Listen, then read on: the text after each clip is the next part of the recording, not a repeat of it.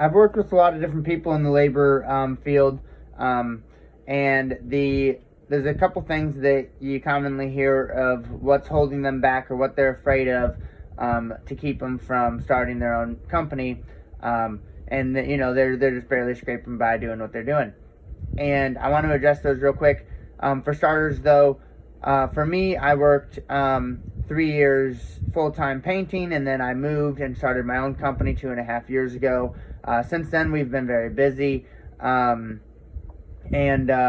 my brother joined, and his girlfriend works.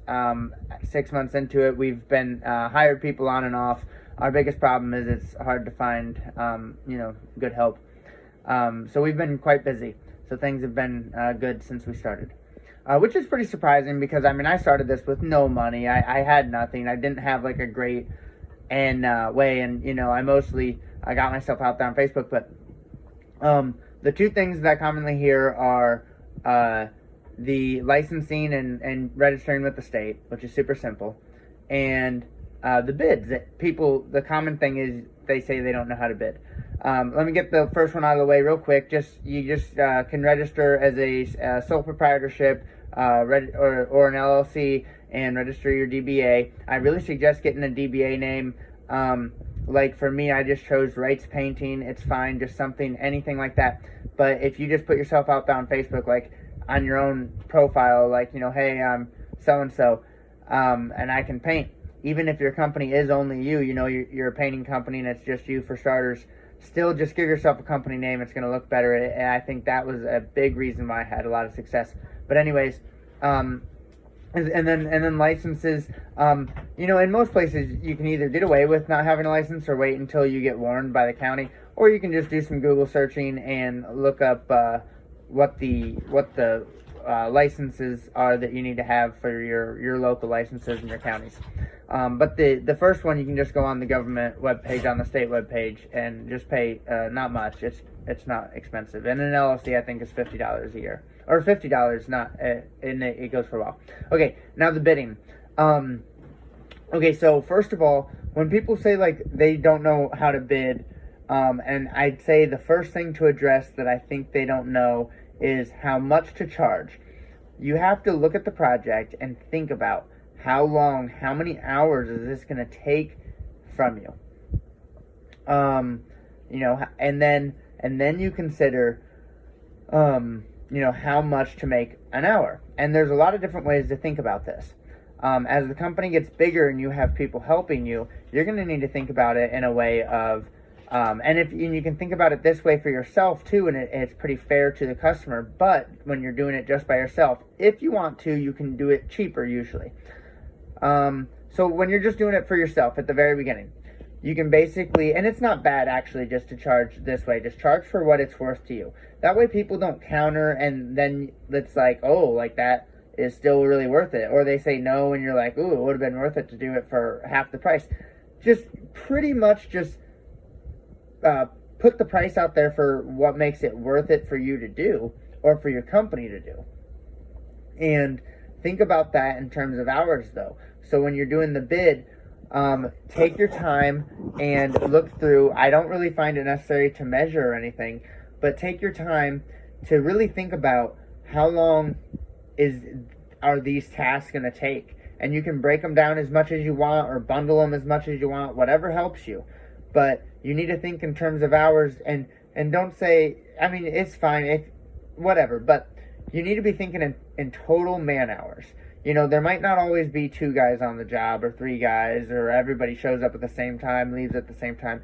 You can think about it that way if you want, 2 guys for how many days, but really, it's easiest just think about it in total man hours. Now, when you got your total man hours, if it's just you and you think you're going to do the job, you just charge what you think is going to make it worth it for you. And you just want to make sure, though, that give yourself some cushion. But anyways, you could just, even if you just say, just figure it by 20 or 25. But when you start getting busier, 20 or 25 is probably not going to cut it. And when you start having to hire people, you're going to need to think about basically if they were to do the whole job and you were to do none of it, like, if time-wise, how long will it take them? when you think about the hours, how long will it take your average employee? Or maybe if you feel like there's certain tasks, but there's going to be some certain tasks that you have to do as the owner, but there's going to be some tasks that they're going to do. So you want to think about how long will it take, because it's not going to be you. They're going to take longer. They might take more breaks, or just they're just not as good, at the craft, right? So then you have to think, how much are you paying them? So if you were satisfied with 20, 25 for yourself at the very beginning, it's not going to work if you have somebody else helping you if they're taking twice as long. So you need to think about how many hours will it take somebody else, how much am I paying them, and then just figure it for yourself to make profit on them, and consider like how much you're paying them, how much does that take from you, that takes extra time from you. It takes, you might have insurance on them or just whatever else. You have headache on them. Life's a little bit easier without employees, other than you're getting more of the work done, which is pretty nice. So basically, if you're going to pay somebody between like 15 and 20, something like that, you want to probably be making, over 20, of course, but, probably at least 25 an hour on them.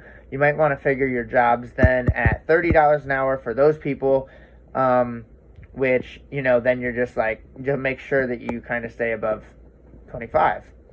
And then you can also, start to increase this based on your demand. And if you can't get enough workers to fulfill your demand and you're getting a lot of demand, you could, charge more, especially if you think, basically you're going to want to charge kind of as much as somebody would accept.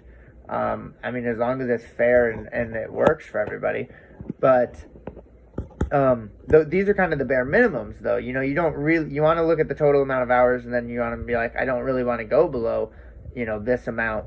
And that's how you need to think about it. So when people say they don't know how to do a bid, it starts with the hours, multiply the hours by how much. And when you're thinking about hours, if it's only you can think about how long it'll just take you and your hours. If you got help, how long is it going to take everybody? Make sure you're thinking about it's their hours, not just your hours, so they might take longer. Total man hours, and then just multiply it by something like, say, by 30. So a job might take 100 hours, 100 man hours. That's, kind of reasonable, like for like a painting job, maybe an exterior or something like that, or like a reasonable amount of interior work. So like maybe it's 100 hours and, $30 an hour is $3,000. That'd be like, a full small exterior maybe, or, a full small interior job. Maybe it just takes 30 hours, and it's about $1,000, something like that. And in terms of material, you're just going to have to estimate that. I advise you the difference between bid, quote, and estimate. A lot of people will say quote or estimate, but what they really want, going into the job at least, is a bid. And once you have your full understanding of the job, give them a bid. A bid is firm. It's not going to change. I have heard of contractors like giving people estimates, and then without the customer adding any different services, they are like, well, things just like took us longer than we expected, so they charge more. Do not do that.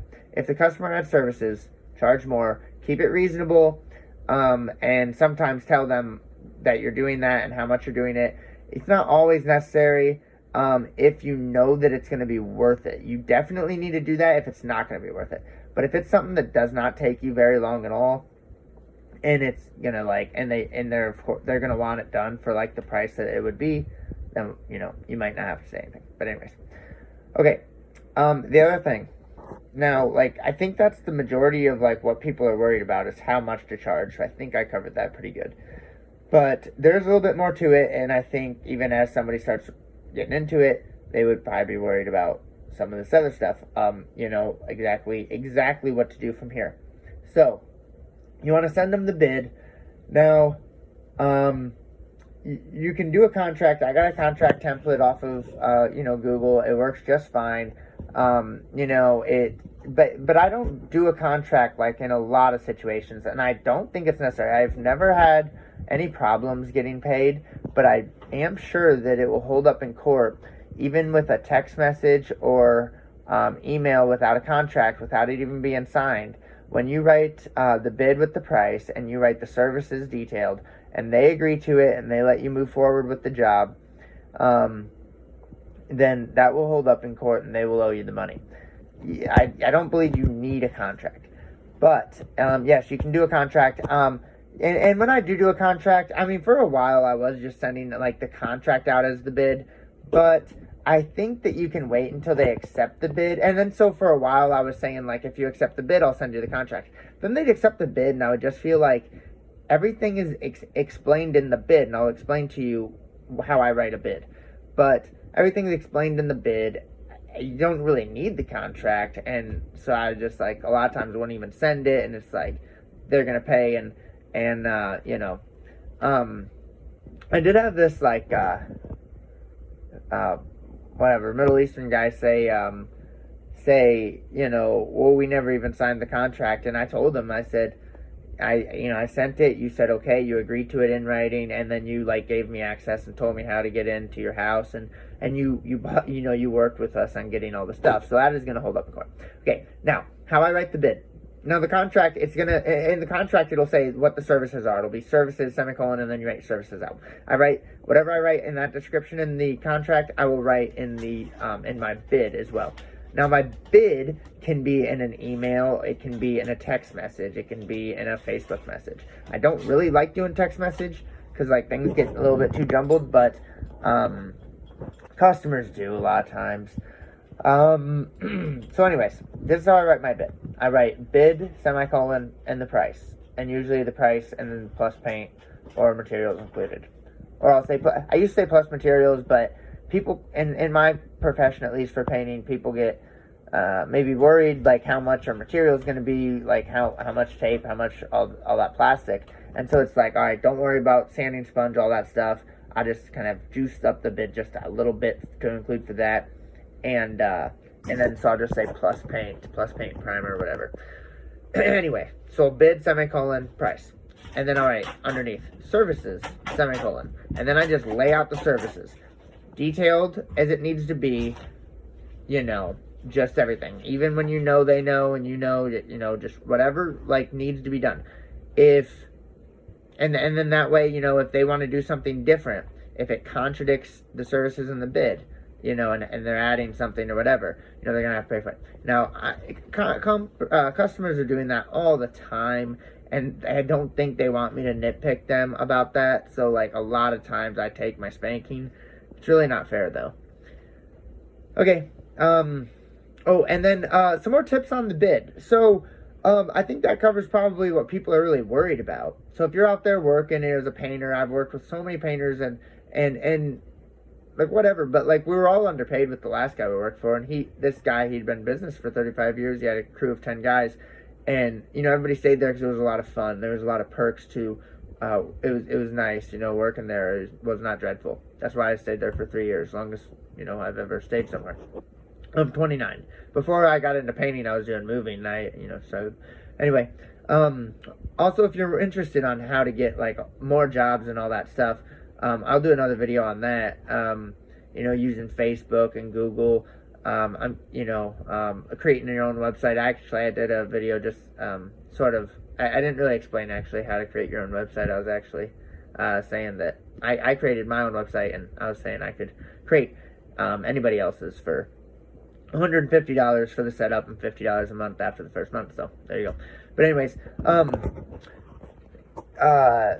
last thing I wanted to mention, some tips on the bid itself is not just writing it, but just, like, performing it when you show up. So somebody contacts you, and they say, oh, I want this done, and they'll say, whatever, can I get a quote, like, are you available, whatever the deal. So ask whatever you want on the phone, whatever you want to know, how soon you want it done, whatever you want to say. But ultimately, set up a time or set something up for you to go over and look at the work. And then go over, look at the work, meet them. Okay, so when you meet them and when you do this whole thing, be confident and look professional. Like, if you're a painter, but whatever. But more so than that, don't be desperate. Don't be overly nice. So I have gotten nicer as I've went on. But when I first started, and I knew this is just like, this was my mindset, is like you would make the right decision to hire if you hired me,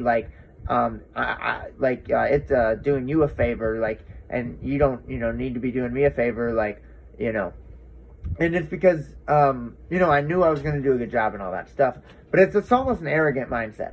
But you don't want to be so overly nice, as if you're acting like they're trying to do you, like they're doing you a favor. They might feel good about helping you out as a small business, but they don't want to be doing you a favor. They want it to be a good deal for them.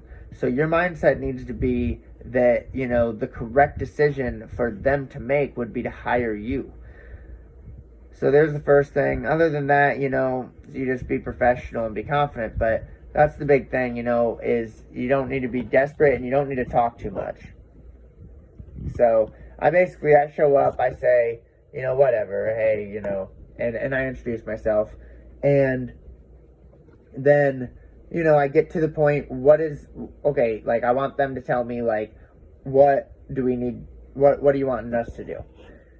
And once I get it all figured out, what do they want us to do, everything that I want to know, then I say, okay, I'll take, some time and look it over, and then I'll get out of here and I'll get back to you with the bid, and I'll, say, email good for the bid, or how do you want the bid, whatever.